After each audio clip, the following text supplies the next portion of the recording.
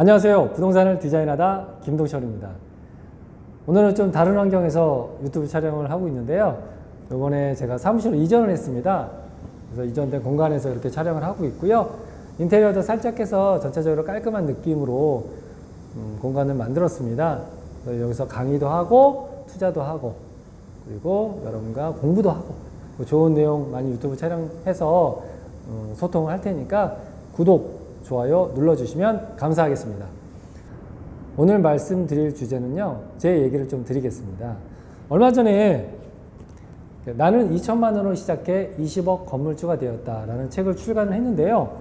여러분이 많이 사랑해 주시고 해서 베스트셀러도 올랐고, 이 책을 출간한 후에 많이들 궁금해 하세요.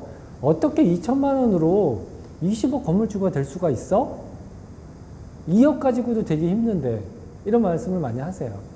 제가 말씀드리는 주요 요지는 뭐냐면요, 물론 2천만 원 가지고 20억 건물을 살 수는 없습니다.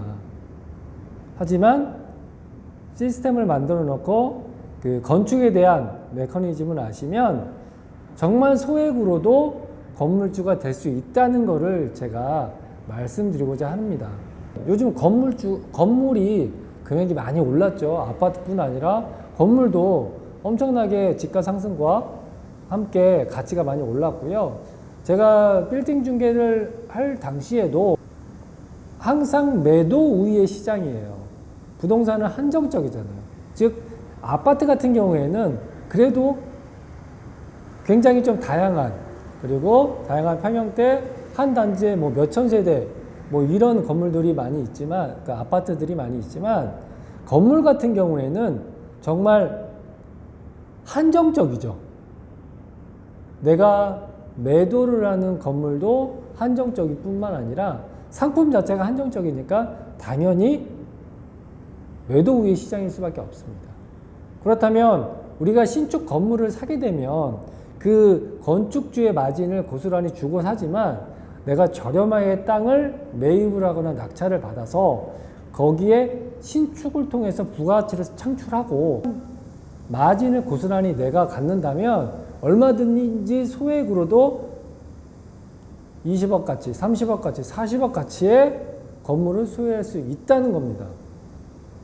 자, 제 사례를 말씀드리면 소액으로 낙찰을 받은 거죠.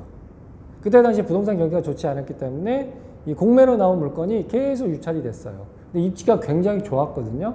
당시 주변 시세가 3,000, 3,500 할 때 저는 거의 반 가격에 낙찰을 받습니다. 그리고 거기에다가 신축을 통해서 건물을 짓습니다. 지금 그 건물의 가치가 20억 상당이 되었는데요. 자, 처음에 2천만 원을 어떻게 시작했냐면 입찰 보증금이 약 5천이었어요. 근데 제 통장에 2천만 원밖에 없었거든요. 근데 제가 아무리 판단을 해봐도 이 땅은 투자를 하면 시세 차익을 분명히 얻을 수 있다 라는 답을 얻고 투자를 하는데 입찰 보증금이 없었어요. 그래서 지인한테 3천만 원을 빌리고 5천만 원을 만들어서 입찰을 했습니다. 그리고 나머지 90%는 경락자금 대출을 위해서 잔금을 통해서 소유권을 취득을 했죠. 소유권을 취득한 후에 뭐 한 4, 50년 된 노후주택이었기 때문에 일반적인 뭐 임대나 리모델링으로는 될 게 아니었어요. 그래서 신축을 해야만 했었거든요. 근데 여러분들 의구심을 가질 거예요. 그러면 신축할 비용은 어떻게 마련했을까? 2천만 원밖에 없었다는데. 물론 제 통장에는 2천만 원밖에 없었지만 제가 그 전까지 투자를 했던 아파트, 빌라 이런 물건들이 있었죠. 근데 그때 당시 아까 말씀드린 것처럼 부동산 경기가 안 좋았어요. 안 좋았기 때문에 아파트를 팔아서 건축 자금을 조달하고 싶었는데 팔리지가 않는 거예요. 아파트가. 금매로도 내놨는데 팔리지가 않아. 그때 하우스푸어라는 용어가 막 심심치 않게 뉴스에 나올 시점이었거든요. 그래서 저는 고민을 하고 연구를 했죠. 두들겼습니다. 두들기다 보니까 뭘 발견했냐면 희망 임대주택 사업이라는 LH에서 그런 팔고 싶은데 팔리지 않는 하우스푸어의 집들을 매입을 해주는 사업이 있었습니다. 거기에다가 매각을 했죠. 거기에다 매각을 하고 그 매각 대금을 가지고 건축을 시작을 했습니다. 그때 매입한 그 LH에서 매입한 아파트를 요즘에 계속 1차, 2차, 3차에서 다시 매도를 하고 있죠. 공매로 진행을 하고 있습니다. 그때 저는 반대로 LH에다가 매각을 해서 건축자금을 확보를 했습니다. 그리고 나서 건축을 시작을 했어요. 지금은 가치가 약 처음에 제가 입찰을 했을 때 원가보다 약 12억 정도 이상 상승을 했고요. 제가 투자한 금액은 다 회수를 했습니다. 그리고 제가 낙찰받은 약 한 1,500 정도 낙찰받은 그 금액 자체가 공시지가가 됐어요. 그러니까 시세는 지금 약 평당 5천에서 6천 정도 지가가 상승을 했습니다. 꾸준하게 지가는 계속 오른 그런 케이스입니다. 그렇기 때문에 소액으로 얼마든지 건축을 통해서 부가가치를 창출할 수 있다는 걸 저는 확신을 하고요. 현재는 굉장히 조건이, 물론 건축법이 강화되고 건축비가 올라가다 보니까 수익성은 점점 떨어지는 건 사실입니다. 하지만 경매나 공매나 금매를 통해서 사업 부지를 저렴하게만 살 수 있다면 사업성은 나온다는 거죠. 그리고 요즘에 P2P, 부동산 펀딩이 시스템이 잘 돼 있거든요. 그 시스템을 이용해서 자금 확보도 예전보다는 조금 더 용이한 그런 구조가 되었습니다. 물론 건축이라는 게 어렵습니다. 너무 쉽게 접근해도 어렵고요. 너무 어렵게 접근하면 시작을 못해요. 너무 쉽게 접근하면 리스크를 굉장히 많이 안을 수가 있고, 그렇다고 너무 어렵게 생각하면 시작을 못하죠. 그래서 제가 저희 회원들한테 말씀드리는 거는 한 단계 한 단계씩 밟아가라. 스텝 바이 스텝.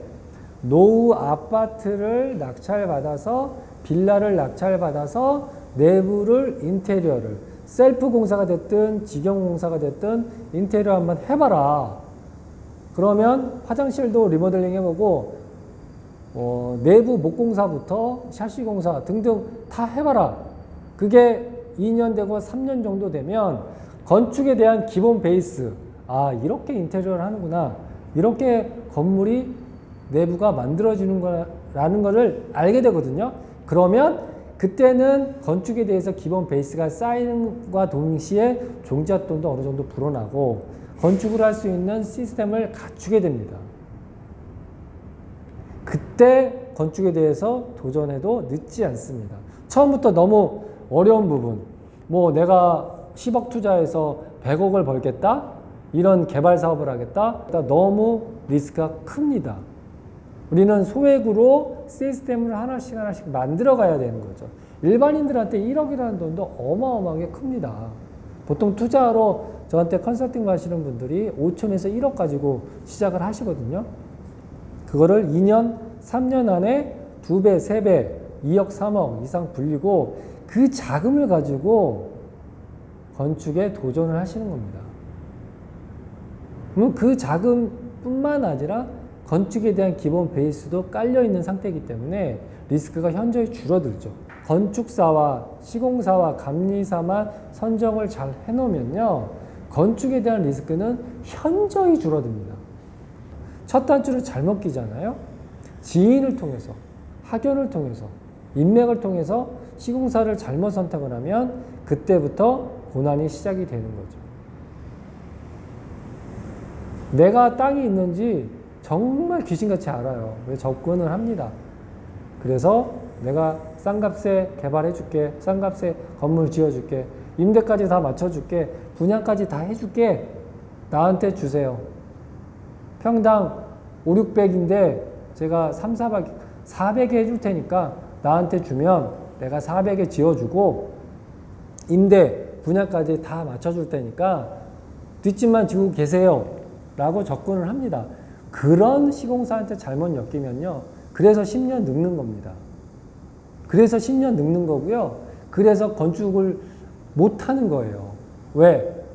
건축주는요, 거의 일생에 한 번, 두 번 정도 건축을 합니다. 근데 시공업자, 건축사 이런 사람들은 그걸 업으로 하는 사람들이기 때문에 누구보다도 잘 알죠. 건축주는 돈을 대는 물주인 것 뿐이에요. 건축주는 공사가 시작되고 나면 할 수 있는 부분들이 굉장히 적어집니다. 그런 부분들을 제가 강의를 통해서도 잘 말씀을 드릴 거고요. 앞으로 유튜브를 통해서 강의를 통해서 여러분과 함께 좀 시스템을 만들어 갈 테니까 제 유튜브 많이 오시고요. 구독, 좋아요 눌러주시면 감사하겠습니다. 오늘은 여기까지 하겠습니다. 이상입니다.